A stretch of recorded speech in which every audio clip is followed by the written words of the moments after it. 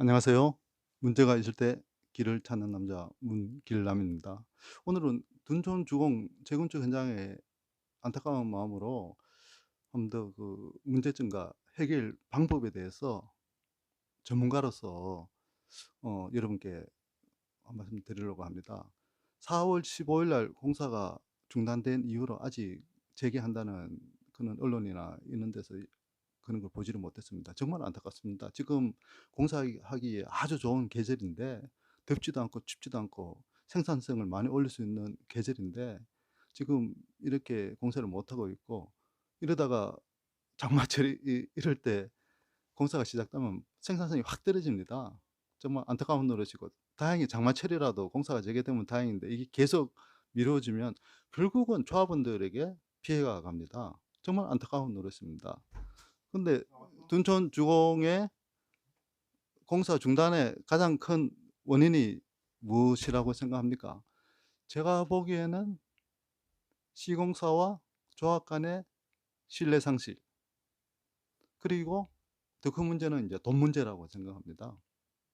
그렇기 때문에 제가 한 4 가지 정도로 문제점 및 해결책을 말씀드리려고 하는데, 첫 번째, 초기에 추진이 또는 조합에서 준비가 부족했습니다. 특히 계약 시 준비가 부족한 것이었죠. 근데 문제는 이 둔촌만의 문제가 아니라고 생각합니다. 뭐 서울뿐 아니라 지방 각 도시마다 다 비슷한 문제입니다. 둔촌이 가장 큰 프로젝트인데도 이 정도인데 다른 데는 말할 것도 없지 않겠습니까? 이런 문제가 있고, 그리고 전문성이 없고, 공공에 대한 마인드, 조합원들에 대한 이익에 대한 마인드, 그리고 희생정신과 신뢰를 주지 못하는 조합의 리더들의 문제라고 봅니다. 공의로움인가 조합의 이익을 위해서 내가 좀 희생을 하겠다라고 생각하는 이런 생각이 좀 적지 않나, 저는 그렇게 생각합니다. 그렇기 때문에 초기에 조합이 구성이 되면 시공사 선정할 때 조금 시간이 걸리더라도 시공사 선정용 도서를 먼저 작성을 해야 됩니다. 그거를 작성을 해서 시공사 선정용 도서에 의한 적산을 시켜서 거기에 따른 내역을 만듭니다. 내역에는 시공비, 재료비, 경비, 뭐 노무비, 기타 등등 많이 들어가겠죠. 이래 분류를 해가지고 그 내역에 의해서 시공사 경쟁 입찰을 시켜야 됩니다. 그래서 적정한 금액이 나온 회사하고 계약을 하고 공사를 하면 결국은 설계 변경은 나타날 수밖에 없거든요. 그러면 거기에서 그 기준이 있기 때문에 플러스 마이너스 해가지고 공사비를 확정해 주면 됩니다. 근데 그렇게 하지 않고 평당 공사비 또는 세대당 공사비 얼마로 하니까, 아니 평당 세대당 하면 그 안에 마감재나 이런 것들이 어떻게 바뀌는지도 모르는데 그걸 어떻게 해결한다는 겁니까? 근데 대부분 그렇게 하고 있다는 것이죠. 그게 참 안타까운 노릇입니다. 그러니까 좀 기본적이고 전문적인 상식이 좀 있어야 되는데 그런 거 없이 그냥 하는 것이죠. 그 조 이상 되는 엄청난 프로젝트인데 그 조합원들의 그 생계와 생명이 들어가 있는 건데 그렇게 간단하게 한다는 것이죠. 두 번째는 주인이 또는 조합의 리더들이 개인적이고 합리적이지 못한 그런 생각들이 많지 않나, 저는 그렇게 생각합니다. 대부분 리더들의 면면에 보면 대부분 부분 다가 비전문가 집단들입니다.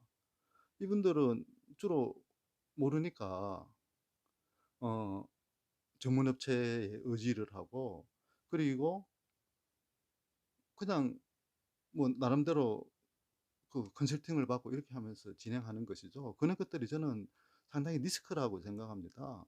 정말 좀 아는 사람들이 중심을 가지고 정말로 시공사든, 그리고 다른 어떤 협력업체든 어떤 기관이든 정말 중심을 가지고 조합원을 위해서 정말 정진을 할 때 그러면 흔들림이 없거든요. 근데 그렇지 못한 현실들이 많다는 것이죠. 얼마 전에 강남에 유명한 단지입니다. 세 개 단지가 있는데 그 세 개 단지를 한 개 단지로 통합을 하면 아주 대형 단지가 되고, 한강변, 그리고 저 잠실 야구장 있는 데까지 뷰가 아주 잘 나오는 그런 대형 단지가 됩니다. 그런데 대부분 주민들은 조합원들은 통합을 하자고 그러죠. 근데 인제 세 단지의 각각의 조합의 리더들은 그거를 찬성하는 사람도 있지만 반대하는 사람이 있다는 것이죠. 결국은 주민 투표해 가지고 반대해 가지고 세 단지가 따로따로 재건축을 하게 되는데, 그렇게 하면 공사비도 더 많이 들고요. 그러면 커뮤니티 시설 등이 다 따로따로이기 때문에 멋진 단지가 되지가 않습니다. 그런 건 참 안타까운 것이죠. 그런 건 주민들을 위해서 하는 조합의 리더들이 아니라고 봐야 되는 것이죠. 그렇기 때문에 조합의 리더들이 참 소명감을 가지고 동네의 발전과 그리고 지역의 발전, 이거는 뭐 100년 가지 않습니까? 그러면 그런 것까지 생각해서 해야 되는데 그렇지 않기 때문에 결국은 조합장 또는 리더들을 몇 명이 해 가지고 단지가 3개 단지, 지금이 3개 단지니까 3개 단지 그대로 진행되는 것이죠. 예를 들어 원밸리 같은 경우는 4개 단지가 1개 단지로 지금 만들어진 것으로 알고 있습니다. 그런 식으로 돼야 되는 것이죠. 그리고 세 번째는 조합 리더의 역할인데, 어떻게 생각하고 어떻게 행동하느냐에 따라서 이 프로젝트의 성공 여부가 달립니다. 나라의 대통령을 어떤 사람을 뽑느냐에 따라 가지고 나라가 잘 되고 못 되고 하듯이, 정말 전문 지식이 없는 사람들이 하면 완전 배가 산으로 가는 경우가 있습니다. 그렇기 때문에 많은 단위들이 뭐 15 년, 20년 지나도 똑바로 안 되는 경우가 많지 않습니까? 그러니까 여기에 휩쓸리고 저기에 휩쓸리고 그렇게 되는 것이죠. 그건 진짜 바람직하지 않습니다.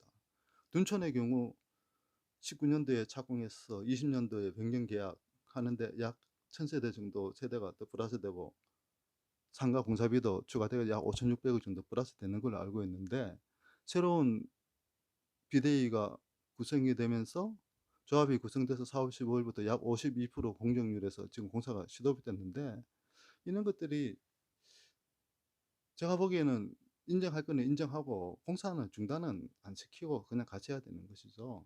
물론 어려움이 있는 건 알고 있습니다. 지금 허그에서 분양가 상한제 같은 경우는 주변 시세하고 너무나 동떨어지게 하고 있는 그런 현실적인 그런 구조적인 문제가 틀림없이 있습니다만은, 그런 것들을 잘 감안해 가지고 하여튼 좀 지혜롭게 조합원들을 위해서 잘 만들어 가야 됩니다.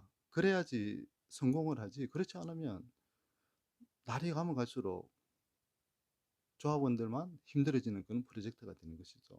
꼭 둔촌주공뿐만 아니라 다른 프로젝트들도 첫 번째 일단은 조합의 리드되는 사람 또는 추진위에 리드되는 사람들이 중심을 가지고 어느 업체에 흔들리지 말고 정말 똑바로 가는 그런 조합들이 돼야 된다고 생각합니다. 그러기 위해서는 서로 커뮤니티하고 공유를 하고 또 조합원들한테 신뢰도 주고 이런 공부도 하고 이런 분위기가 돼야 된다고 생각합니다.